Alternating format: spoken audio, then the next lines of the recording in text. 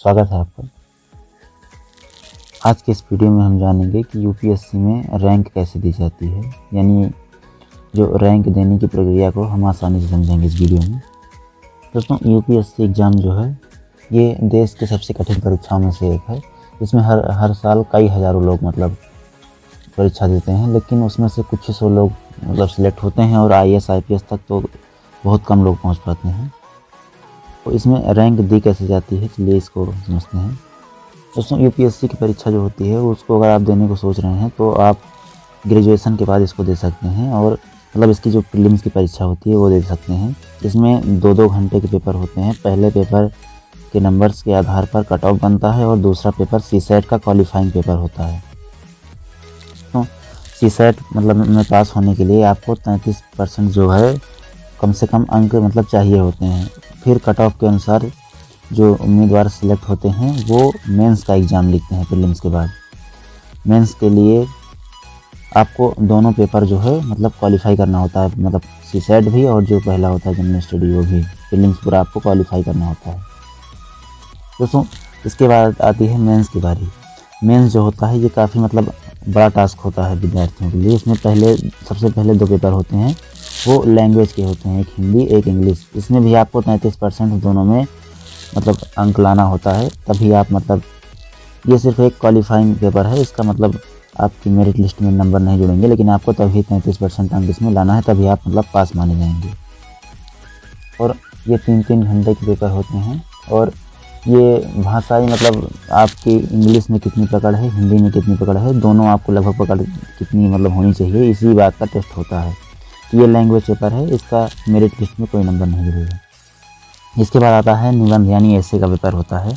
ये भी 3-3 घंटे का होता है। इसमें आपको 2 निबंध लिखने होते हैं, और लिखने के लिए आपको कई टॉपिक मिलते हैं। आपका जो पसंद जो टॉपिक आपको पसंद आए उसमें आप लिख सकते हैं। और निबंध के बाद आता है जनरल स्टडीज। इसमें 4 पेपर होते हैं। ये सभी 3-3 घंटे के होते हैं, और एक दिन में 2 ही पेपर हो पाते हैं। फिर आखिरी में आपके ऑप्शनल सब्जेक्ट का पेपर होता है, जो आपने अपना ऑप्शनल सब्जेक्ट चुना होगा। तो इसमें पेपर 1 और पेपर 2 2 पेपर होते हैं। और जो वही लैंग्वेज वाला पेपर है मेंस में, हिंदी इंग्लिश, उसको छोड़कर बाकी और जितने पेपर होते हैं, निबंध हो गया, ऑप्शनल हो गया, और जितने पेपर होते हैं सभी का नंबर आपके मेरिट लिस्ट में जोड़ा जाता है। दोस्तों, मेंस का जो रिज़ल्ट आने के बाद आपको फिर एक फॉर्म भरना होता है, जिसके आधार पर आपका पर्सनालिटी टेस्ट होता है, यानी आपको क्या पसंद है क्या नहीं, आपकी हॉबी क्या है, अपनी पसंद नापसंद और आपकी हॉबी पसंद, यही सब आपको उसमें लिखना होता है। इसी के आधार पर जो इंटरव्यू के बोर्ड ऑफ मेंबर्स होते हैं वो आपसे सवाल पूछते हैं आपकी इसी की फॉर्म के आधार पर। इंटरव्यू क्लियर करने के बाद वही नंबर रिजल्ट वही नंबर से मेंस के और इंटरव्यू में जितने नंबर आपको मिले होंगे, इन्हीं सब नंबर से आपकी मेरिट लिस्ट तैयार होती है, रिजल्ट तैयार होता है। अब रिजल्ट के ही आधार पर रैंकिंग की जाती है। तो अगर हम रैंकिंग की बात करें तो ये वैकेंसी पर भी निर्भर करता है। जिस साल जितनी अधिक वैकेंसी रहेगी किसी पोस्ट के लिए, और अलग अलग कैटेगरी यानी general, SC ST, OBC, EWS, जितने लोग ऑप्शनल ऑप्शन में चुना है उसी आधार पर यह तय होता है। बाकी आपने मेंस के एग्ज़ाम में फॉर्म भरते समय अपनी पहली प्रेफरेंस आईएएस, आईएफएस या आईपीएस जो भी भरा है अपने, उसी के आधार पर यानी चलिए उसका भी ध्यान रखा जाता है। और उसके बाद मेरिट लिस्ट तैयार की जाती है, जिसमें सबसे ज़्यादा नंबर आते हैं, जिसके सबसे ज़्यादा नंबर आते हैं वो अगर आईएएस आईएफएस प्रेफरेंस में होते हैं तो उन्हें यही रैंक अलर्ट होती है। यानी अगर जो ऊपर की तरफ हैं, जैसे टॉप 60 में उन्होंने अगर आईएएस आईपीएस चुना है, आईएएस को ही चुना है, तो सबसे पहले उनकी बात रखी जाएगी, सबसे पहले उनको मिलेगा रैंक। बाकी अगर उन्होंने कुछ और चुना है और उनकी रैंक अच्छी है तो उनके पीछे वालों को भी ऊपर वाली रैंक मिल सकती है।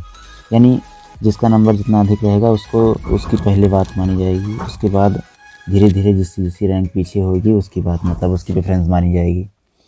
और यदि पहले वालों ने ऊपर की रैंक नहीं चुनी है, इसे आईएएस आईपीएस को नहीं चुना, किसी कोई और को चुना है, और आपकी रैंक अगर पीछे है तो आपको भी मिल सकता है आपकी प्रेफरेंस अगर खाली है तो। इसका ये नहीं है कि अगर 100 पोस्ट की वैकेंसी है और उनमें से आईएएस के लिए सिर्फ 30 पोस्ट हैं तो टॉप 30 को ही आईएएस मिलेगा। ये भी हो सकता है कि उन टॉप लोगों में किसी आपकी प्रेफरेंस अगर कुछ और हो तो आपको भी मिल सकता है IAS। यानी जैसे IPS या IRS मतलब मेरिट में थोड़ा पीछे जो लोग हैं, अगर वो अपना प्रेफरेंस IAS भर रखते हैं और उन्हें पोस्ट मिल सकती है अगर उनके आगे वालों ने IAS को नहीं चुना हो तो, यानी वो भी IAS बन सकते हैं अगर मतलब या IAS या हम इस बात को कहें कि जो मतलब टॉप सर्विसेज हैं वो भी वो लोग मतलब बन सकते हैं अगर उनकी रैंक पीछे भी है, अगर उनके पहले वालों ने टॉप सर्विसेज को नहीं चुना है तो। बाकी आपका नंबर जितना अच्छा रहेगा आपकी रैंकिंग उतनी ही अच्छी जाएगी। तो आशा करता हूँ आपको समझ में आया होगा। अच्छा लगा हो तो वीडियो को लाइक करें, चैनल को सब्सक्राइब करें। धन्यवाद।